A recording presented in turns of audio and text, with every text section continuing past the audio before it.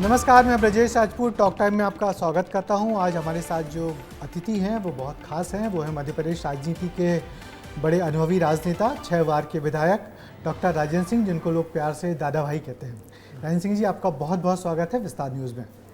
धन्यवाद। हम लोग आपसे ये जानना चाहते हैं कि इतना लंबा करियर है आपका, पहली बार आप 1980 में विधायक बने थे और आज जो 2023 में भी आप विधायक चुन के आए हैं 6 बार। तो क्या माने कितनी राजनीति बदली है इन दिनों में? कैसे देखते हैं अपने इस राजनीतिक सफ़र को? बहुत बदलाव आ गया है। आप 1980 की बात कर रहे हैं, जब मैं पहली बार चुनाव लड़ा तो जनता का नज़रिया और नेता का नज़रिया बड़ा भिन्न होता था, ख़ासकर जब वोट की राजनीति की बात करते हैं। उम्मीदवार जाता था गांव में और ये तो चिन्हित होता था कि कौन बड़े बड़े लोग हैं, प्रभावशाली लोग हैं, 2-4 उनसे मुलाकात हो जाती थी और हो गया चाय नाश्ता खाना और काम हो गया पूरा जी। और उनके कारण जो वोट मिलते थे उसका बहुत महत्व होता था, वही वोट दिलाते थे ज़्यादा। आज बिल्कुल परिस्थितियाँ बदल गई हैं।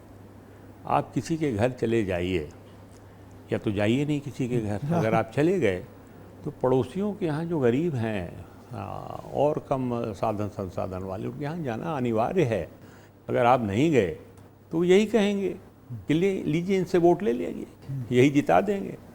तो बहुत भिन्नता आ गई है और 1 to 1 राजनीति हो गई है, बड़ी परिश्रम की है पहले से ज़्यादा। राजेंद्र जी, आपने इंजीनियरिंग पढ़ी हुई है, भोपाल के मेरिट से BE किया हुआ है, पॉलिटिकल साइंस से आपने MA किया है, कनाडा में पढ़ने गए, PhD भी की है, और इस सब के बाद राजनीति में कैसे आना हो गया आपका? देखिए, राजनीति में तो मैं 80 में ही आ गया था और विधायक बन गया था। राजनीति में मैं 77 में आया था। ऑल इंडिया कांग्रेस कमेटी में दिल्ली में जाकर मैंने सदस्यता ली थी और यशपाल कपूर साहब ने मुझे सदस्यता दिलाई थी। जी। क्योंकि हमारे ससुराल पक्ष थे, वो राजनीति में बहुत बड़े नेता थे वो लोग, तो वहाँ से जुड़े थे और उसी समय फिर मेरा जो संबंध है या मेरी पहचान है संजय गांधी जी से भी हो गई थी। तो राजनीति में तो मैं तभी आ गया था, लेकिन 80 में विधायक भी बन गया। तो अब एक बार जब विधायक बन गया तो रास्ता तो मैंने तय कर लिया, अब उसी रास्ते पर मुझे आगे बढ़ना था। तो कभी उतार कभी चढ़ाव, हर तरह की परिस्थितियां मैंने देखी हैं अपने राजनीतिक करियर में। मगर इस लंबे करियर में आपने कई बड़े लोगों के साथ काम किया। हाँ, यदि हम मध्य प्रदेश के पूर्व मुख्यमंत्री अर्जुन सिंह की बात करें, वो तो आपके रिलेटिव से, आपके रिश्ते में बहनोई लगते थे। तो इतनी बड़ी शख्सियत के साथ आपने काम किया हुआ है, तो कैसा उनको करीब से जानने के बाद आपने क्या कहेंगे उनके बारे में आज? अर्जुन सिंह जी जैसा विलक्षण व्यक्तित्व राजनीति में, मैं बहुत से राजनेताओं को जानता हूँ, वैसा मैंने दूसरा नहीं पाया। वो अपने तरह के अलग थे। अर्जुन सिंह जी एक ही हुए हैं। विशेषता ये थी उनकी कि सोच उनकी बहुत दूर की होती थी। पृष्ठभूमि तो अब आप जानते हैं, संपन्न परिवार से थे और क्या थे, आप विदित है। लेकिन हमेशा चिंता उनकी जो समाज के अंतिम पंक्ति पे खड़ा व्यक्ति है उसकी रहा करती थी। वो हम लोग को हमेशा ये, चूँकि मैं विधायक ही बना था, नया था, बहुत कुछ उनसे सीखना था, तो पहली शिक्षा तो मैंने उनसे ये ली। दूसरी बात, अर्जुन जी बहुत कम बोलते थे जी। हाँ। उनका ये सोच था, जो हम निष्कर्ष निकाल पाए कि सामने वाला क्या कह रहा है, क्या नहीं कह रहा है, उसको सब पहले समझ लेना। आप अगर रिएक्ट कर देते हो तत्काल, तो या तो वो पूरी बात नहीं कह पाता या कि वो अपने ट्रैक से भी भटक जाता है। तो ये एक बड़ी उनमें सिफत थी, कला थी। मैंने ऐसे भी क्षण देखे कि सामने उनके बैठे हुए, जब वे मुख्यमंत्री हो गए थे, 82-83 की बात है, मंत्रालय में हम लोग कुछ युवा विधायक कोने में खड़े हुए थे, 3-4 लोग, और जब वार्तालाप उन्होंने शुरू की उन लोगों ने बहुत ही गर्मी के साथ, मतलब सहसा ये जहाँ हम लोगों ने सुना, विश्वास ही नहीं हुआ कि कोई मुख्यमंत्री से ऐसी बात कर सकता है। करीब 7-8 मिनट तक यही इस तरह गहमा गहमी चलती रही। वो चुपचाप सुनते रहे। अब क्योंकि इतनी अनुचित बातें कर रहे थे कि हम लोगों से नहीं रहा जा रहा था, जो नया खून था, जोश था, तो उन्होंने यूँ आँख देखी उनके आँख से ही बहुत से इशारे रहा करते अच्छा, आँख से इशारे करते जी, यानी आदमी समझ जाता था कि वो क्या चाह रहे हैं। यूँ ऐसा देखा यानी कि आप थम जाइए, आपको कोई लेना देना नहीं, आप वहीं रहिए जहाँ आप खड़े हैं। फिर जब 7-8 मिनट हो गए तो अर्जुन सिंह जी ने चश्मा उतारा और उनका एक ये आदत थी उनकी, जब वो बात ख़त्म करते थे किसी से तो चश्मा उतार के टेबल पे रख देते थे। अच्छा। और अपनी आँखों को यूँ पोंछते साफ करते थे। तो हमें लगा बात तो अब खत्म अंत करना चाह रहे हैं। फिर उन्होंने कहा उनसे, आपकी बातें ख़त्म हो गई, जो आप कहना चाहते थे कह लिया, ठीक है अब आप लोग जाइए। वो लोग उठ कर गए, लेकिन तो भी बड़बड़ाते हुए। और ऐसा मैंने कभी वाक़या देखा नहीं था कि मुख्यमंत्री, वो भी अपनी कुर्सी पर, मंत्रालय में सीट ऑफ पावर में वो बैठा हो और कोई उनके साथ इस तरह अभद्रता करके जाए, सोच ही नहीं सकता था वे। बहरहाल बहुत समय गुजर गया, 2 साल बाद चुनाव आए। वो 4 लोग थे, चारों बड़े बड़े नेता थे, नाम लेने का कोई औचित्य नहीं। चारों चुनाव हार गए जी, चारों चुनाव नहीं हार गए, हाँ। चारों को टिकटें नहीं मिली। बड़े बड़े नेता थे, चारों की टिकट कट गई। यानी अर्जुन सिंह जी तत्काल रिएक्ट नहीं करते थे, लेकिन उनको चीज़ें स्मरण रहती थी। और यही कारण था कि बड़े बड़े अफसर सशंकित रहते थे उनसे कि अगर हम गलत कर रहे हैं तो अर्जुन सिंह जी क्या सोच रहे हैं, क्या दंड मिलेगा, क्या हो सकता है। इसलिए वो गलत करने की जल्दी सोचते नहीं थे कोई। और फिर एक बहुत बड़ा उदाहरण और दे दें, जब वो चीफ मिनिस्टर बने ही बने थे तो आपको शायद याद होगा, बीके दुबे साहब चीफ सेक्रेटरी हुआ करते थे। और दुबे जी को कुछ वल्लभ भवन में वो लोग भी एक तरह से ऐसा कहा जाता है कि कॉन्स्पिरेसी करते थे अर्जुन सिंह जी के खिलाफ। वो भी एक गुटबंदी वहाँ किसी व्यक्ति विशेष दूसरे नेता के पक्ष में बनाते थे। अर्जुन सिंह जी ने सस्पेंड कर दिया था। एक चीफ सेक्रेटरी रैंक के अफसर को सस्पेंड कर देना, ये बहुत बड़ी बात है। अभी तो पद से हटा रहे थे, वही बहुत बड़ी बात मानी जाती है कि चीफ सेक्रेटरी को पद से हटा दिया या उनका तबादला। जी, वो अलग इशू है, बस सस्पेंड कर देना चीफ सेक्रेटरी को बहुत बड़ी बात है।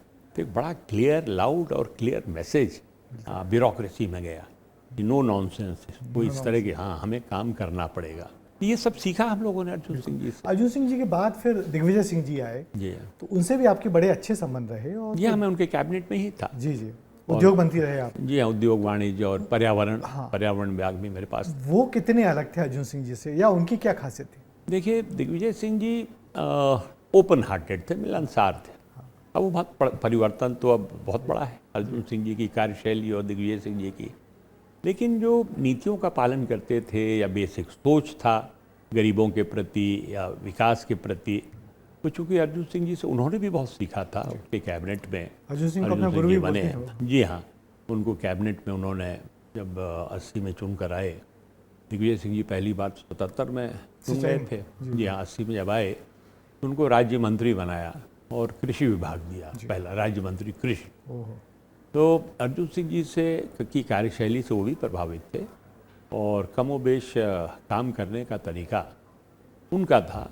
लेकिन अब सामने वाला ये समझ जाता था कि दिग्विजय सिंह जी के साथ कितने पानी में खड़ा है, कहाँ खड़ा है, कैसा है, लेकिन अर्जुन सिंह जी के साथ नहीं समझ पाता था। ये दिग्विजय सिंह जी की कार्यशैली और अर्जुन सिंह जी की कार्यशैली में बहुत बड़ी भिन्नता है इस बात को लेकर। ये जो कहा जाता है कि दिग्विजय सिंह हंस हंस के सबका दिल जीत लेते और जिस पे कंधे पे हाथ रख दिया तो उसके काम लग जाते हैं, आप लोगों के बीच में सब जुमले चलते रहते हैं, तो इसके क्या मायने होते हैं? अब देखिए, तो एक जुमला ही है। दिग्विजय सिंह जी चूँकि बहुत ओपन हार्टेड थे और ऊपर से मिलनसार थे। ये नहीं कि अर्जुन सिंह जी नहीं थे मिलनसार, लेकिन वो बातें नहीं करते थे, कहते नहीं थे। और अगर किसी का काम भी हो जाना होता था, मान लीजिए कोई मिला और उसने अपने कागज़ दिए और अर्जुन सिंह जी ने कह दिया ठीक है, अब वो आदमी बाहर निकलेगा तो क्या समझेगा, अरे भाई मैं मुख्यमंत्री से मिला, मुख्यमंत्री जी ने कोई रिस्पॉन्स नहीं दिया, पता नहीं काम होता है कि नहीं। अब उसको बहुत आश्चर्य होता था कि अगले दिन उसके टेबल में उसके ऑर्डर्स जो चाहता तो वो मिल जाते थे। अब ये फ़र्क था, दिग्विजय सिंह जी में अब इस स्तर पर नहीं करा पाते थे। दिग्विजय सिंह जी शायद समय का भी परिवर्तन था और व्यक्तित्व का भी अंतर था। तो दिग्विजय सिंह जी ओपन हार्टेड हैं और ये बात सही है कि लोगों के दिलों को जीतने में क्षमता है, और उनके जो सो कॉल्ड एडवर्सरीज भी रहे, ओपनली इस तरह से उनके खिलाफ कुछ कह नहीं पाते थे, कि ऐसा मौका दिग्विजय सिंह जी कभी किसी को नहीं देते थे। बिल्कुल बिल्कुल। मुझे तो आपको हम एक वाकया बताएं। महाराज सिंधिया माधवराव जी बहुत सज्जन इंसान थे, बहुत सज्जन इंसान, और ऐसे कम बिरले लोग मिलते हैं। अच्छा। माधवराव जी और दिग्विजय सिंह जी, चूँकि कुछ ऐतिहासिक कारण भी हैं, कुछ एडवर्सरीज थे, और जो नहीं भी थे वो पेंट किया जाता था, प्रस्तुति ऐसी होती थी। बिल्कुल बिल्कुल। तो एक बार ग्वालियर में कार्यक्रम था, मेला वहाँ ग्वालियर का है, उससे संबंधित कार्यक्रम था। ग्वालियर मेला बहुत बड़े स्तर पर होता है, और मैं चेयरमैन भी था उस मेला कमेटी का, क्योंकि उस समय कोई था नहीं, तो उद्योग मंत्री के नाते मैं भी था। तो हम लोग उसमें बुलाया गया था, माधवराव जी को भी, मुख्य अतिथि थे राय साहब को, दिग्विजय सिंह जी को अध्यक्षता करनी थी, और मैं विभाग का मंत्री था, विशिष्ट अतिथि मैं भी था। तो हम लोग दिग्विजय सिंह जी और हम ग्वालियर एयरपोर्ट पर हेलीकॉप्टर से, यहाँ से हेलीकॉप्टर से ही गए, उतरे, और लेकिन जो रेस्ट रूम है वहाँ पर जाकर बैठे। बाथरूम वगैरह आदमी जाता है, उसके पहले शहर में जाने के पहले गाड़ियाँ वगैरह लगी थी। काफ़ी देर हो गया, 10 मिनट 15 मिनट। मैंने दिग्विजय सिंह से कहा कि भाई राजा, बहुत देर हो रही है प्रोग्राम में, अभी तक तो शुरू हो जाना चाहिए था। अरे बोले बैठो, इशारा किया, रो बैठो, अभी चलते हैं, जल्दी क्या है। मैं नहीं समझ पाया क्या है माजरा। अब वो सिंधिया जी आने वाले थे या आ चुके थे, मुझे जानकारी नहीं। ये तो ज्ञात था कि भाई कार्यक्रम के मुख्य अतिथि है। मैंने सोचा ग्वालियर का मामला है, आए दिन आते रहते थे, होंगे। थोड़ी देर बाद एक प्लेन आया, आवाज़ आई प्लेन, और वो टैक्सी करके नज़दीक आया हैंगर के पास। दिग्विजय सिंह जी उठे, तब मुझे समझ में आया कि सिंधिया जी आए हैं। दिग्विजय सिंह जी आगे आगे और हम पीछे पीछे। उनको जब जी हाँ, रिसीव करने के लिए सिंधिया जी महाराज से जब दिग्विजय सिंह जी का फासला करीब 15-20 मीटर रह गया, तो उन्होंने अपनी जेबों में हाथ इसे किया, फिर मुझसे पूछते हैं, राजेंद्र कुछ पैसे लिए हैं आप? हमने कहा हाँ राजा हैं। तो मैंने 500 का नोट या जो भी था मेरे पास, मैंने निकाल कर दिया।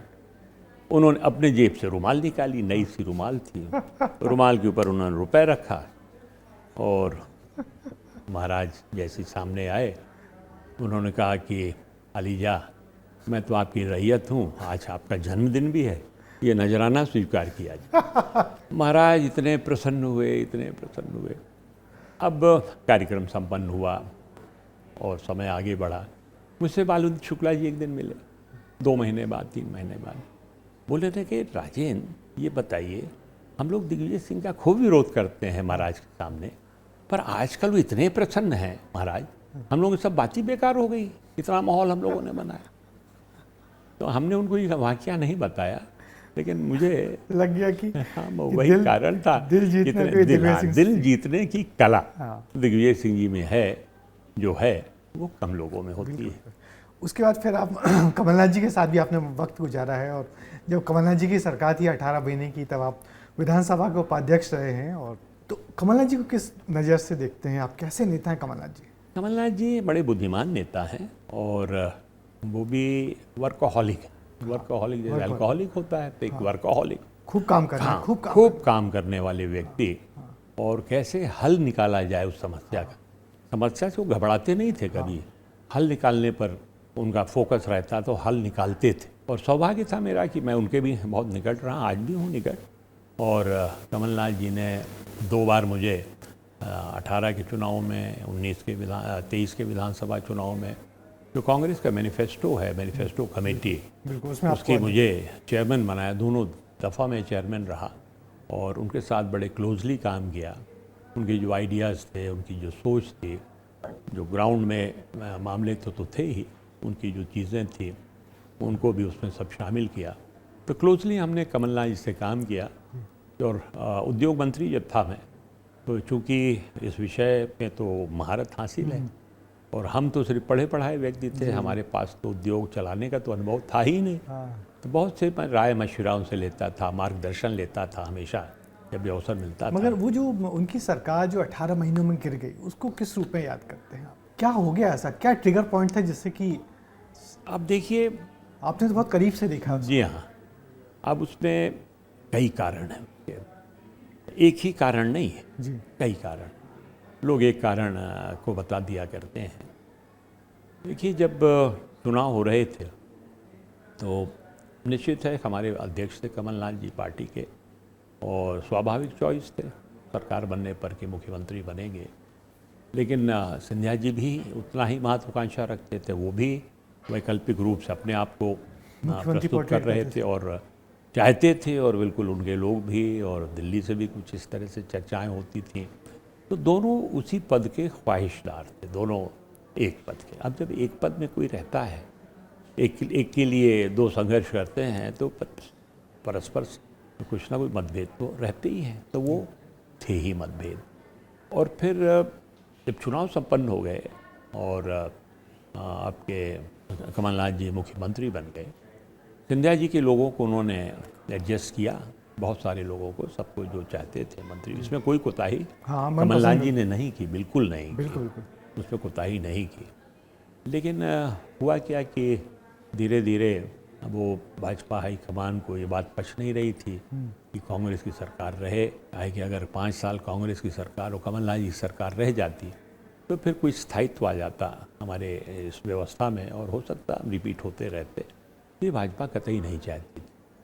तो उसमें पैसा रुपया किस मात्रा में चला आप लोगों को सब विदित है। जी। अब दो और पॉइंट्स में आ जाते तो ये आप कह रहे हैं कि पैसा देके विधायकों को इस तरफ किया? जी। कितना पैसा होगा? अब ये मैं तो ये जानता नहीं हूँ अमाउंट क्या है, जिससे कहो जितनी मुँह उतनी बातें।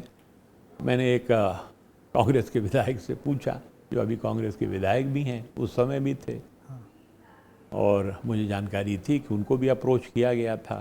मैंने उनसे पूछा कि क्या था ऑफर भाई, सही सही बताओ मुझे। अब तो बात ख़त्म हो गई। हाँ। और हमारे नज़दीकी हैं, उनके परिवार वाले भी नज़दीकी रहे, उमा भी हमारे साथ, उनके सब विधायक रहे, सब रहे। तो उन्होंने कहा, दादा भाई हमको ये कहा गया कि हमारा परिवार उस समय दिल्ली रह रहा था बच्चों पढ़ाई वढ़ाई के कारण। ये कहा गया भाई आप हौस खास में रहते हो, ये हमारे पास जानकारी है, जो भी मध्यस्थता कर रहे थे, आप एक यहाँ घर ले लो, जो भी होगा घर की कीमत वो हम लोग देंगे आपको। हौस खास में ही घर ले लो? जी, घर ले लो एक हौस खास। तो ये मुझे उन्होंने जानकारी दी। बाकी और किसको कितने रुपए मिले, तरह तरह की बातें। तो 15-20 करोड़ से कम का क्या होगा? अब ये अनुमान लगाया जा सकता है, अब आप इसका बेहतर जानते होंगे, हम तो छोटे नेता हैं भोपाल के। और जब यहाँ से विधायक चले गए थे, आप तो विधानसभा के उपाध्यक्ष थे, बार बार बात हो रही थी कि विधायकों को यहाँ लाया जाएगा, हाउस ऑफ फ्लोर पर टेस्टिंग होगी, तो आपको लग रहा था विधायक लौटेंगे, या आप लोगों ने लौटाने के लिए कोशिशें भी की थी क्या? कोशिश की गई थी, उसमें दिग्विजय सिंह जी की अग्रणी भूमिका थी, लेकिन बात बहुत आगे बढ़ गई थी और सारी चीज़ें तय हो गई थी दिल्ली से। और एक जो ट्रिगर पॉइंट था सिंधिया जी के जाने का भी, वो एक उनका कार्यक्रम जो था, कौन से लोग थे, गुना यशुपुरी, मैं समझता हूँ दैनिक वेतन वाले थे, या शिक्षाकर्मी जैसे कोई शिक्षाकर्मी थे, सड़क पे आने की बात। जी उसमें उन्होंने संबोधित किया था और ये कह दिया था सिंधिया जी ने कि अगर ये मांगें नहीं मानी गई आपकी, मेरी बात, मैं आपकी बात रखूँगा, तो फिर हम भी सड़क पे उतरेंगे। ये उन्होंने वक्तव्य दिया था। अब ये एक तरह से जुमला था, मैं समझता हूँ, ऐसा कहते हैं लोग। तो जब कमलनाथ जी से पत्रकारों ने पूछा तो उन्होंने कह दिया उतर जाएं सिंधिया जी, तो वो इसको मुद्दा उन्होंने बनाया। अच्छा। कि हमारा अपमान हुआ इस तरह से। लेकिन और बहुत सारी चीज़ें जो अमित शाह साहब और मोदी साहब ही जानते हैं। काफ़ी सारे लोग बीच में आ गए थे और सरकार फिर चल नहीं पाई, तो अफसोस तो आप सबको हो गया। फ्लोर टेस्ट का नौबती नहीं आई, क्योंकि फिर जब कमलनाथ जी को ये लगा कि नहीं आएगा, काम नहीं बनेगा, कोई मतलब नहीं था फ्लोर टेस्ट वक्त। बाकी तो सुप्रीम कोर्ट के आदेश। अभी आपको जो जिम्मेदारी मिली हुई है कि एज ए प्रिंसिपल की है कि अनुशासन समिति के आप अध्यक्ष हैं कांग्रेस की, और कांग्रेस में अनुशासन बनाए रखना काफ़ी मुश्किल काम है विधायकों और कार्यकर्ताओं के बीच में, क्योंकि कांग्रेस इस सबके लिए बड़ी जानी जाती है कि अनुशासन हो तो फिर क्या कांग्रेस, तो इस सब को कैसे हैंडल कर पा रहे हैं आप, संक्षेप में बताइए थोड़ा। ऐसा है कि कांग्रेस में अनुशासन की आप जो बात कर रहे हो, ये हमेशा से बैक सीट में रहा है, और कारण भी ये है कि कोई कैडर बेस्ड हमारी पार्टी नहीं रही। हाँ, कांग्रेस एक आंदोलन रहा, कांग्रेस एक विचारधारा रही, लोग उस विचारधारा से जुड़े रहे, और संविधान जो हमारे मूल्य बताता है उससे लोग जुड़े रहे, वही कांग्रेस बन कहलाते थे। तो कोई इस तरह से ऑर्गेनाइजेशन था नहीं कि जहाँ गड़बड़ हो रही है, विचारों में टकराहट है, अब अंतर्विरोध है, तो उनको ठीक किया जाए, दुरुस्त किया जाए, समझाइश दी जाए, ऐसा कुछ कांग्रेस में मैकेनिज़्म था ही नहीं। तो कारण वो है, भाजपा इसलिए है कि उनके पास आरएसएस जैसी संस्था है, और उसमें आरएसएस में आप जानते हो 36-40 तो अनुषांगिक संगठन हैं, उसके लोग हैं, तो वहाँ से उनको फीडबैक मिलता है, और आरएसएस का एक प्रचारक भी जिले में जाकर खड़ा हो जाता है, भले आपस में लड़ते रहते हैं भाजपा ही, लेकिन सब इकट्ठे हो जाते हैं। चुनावों में हम लोग भ्रम में पड़ जाते हैं कि भाजपा के लोग बहुत लड़ रहे हैं, आपस में विरोध कर रहे हैं, 3 दिन पहले कोई आता है आरएसएस का आदमी है और ऐसा सीन है, सब इकट्ठे हो जाते हैं। तो जो कांग्रेसी इस भ्रम में रहकर चुनाव लड़ता है कि भाजपा में झगड़े हैं और वो सब है, हमको फ़ायदा होगा, तो उसको बड़ी गलतफहमी रहती है। जी, और चुनाव जी, कांग्रेस में ये हमारे यहाँ मैकेनिज़्म नहीं, तो उसको, लेकिन अब वक्त का तकाजा है कि अनुशासन बनाना बहुत ज़रूरी है, क्योंकि बिना अनुशासन के कोई भी ऑर्गेनाइजेशन, और वर्तमान में जो सामने है भाई, हमको ये देखना है कि जो चुनौती भाजपा दे रही है उससे पार पाना है। तो उस चुनौती से पार पाने के लिए कुछ जो चीज़ें आवश्यक हैं वो हमारा मजबूत संगठन और थोड़ा अनुशासन। एक मेरा आपसे आखिरी सवाल ये होगा कि जब दादा भाई खाली होते हैं राजनीति से वक्त मिलने के बाद, तो क्या करते हैं?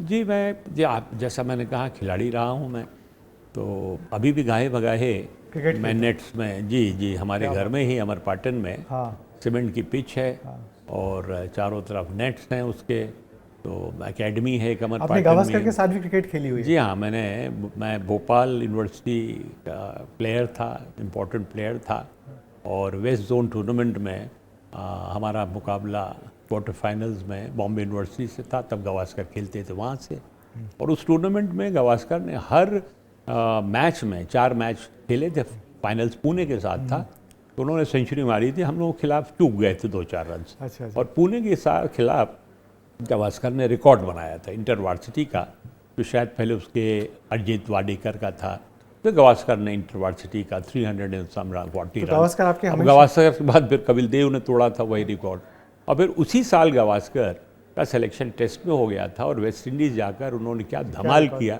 ये सर्वविदित है। 750 रन उस सीरीज़ में गावस्कर ने बनाए।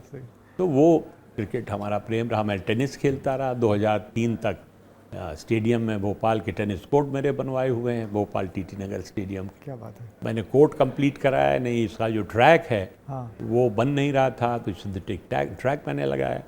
ओबेदुल्ला खां हॉकी टूर्नामेंट भी 2-3 साल हमने ऑर्गेनाइज़ किया, दिग्विजय सिंह जी ने, आपस में यहाँ संगठन में फूट था खेल संगठन में, तो दिग्विजय सिंह जी ने हमें सौंपा कि राजेंद्र इसको कराइए, तो 2-3 साल हमने और ओबेदुल्ला टूर्नामेंट कराया।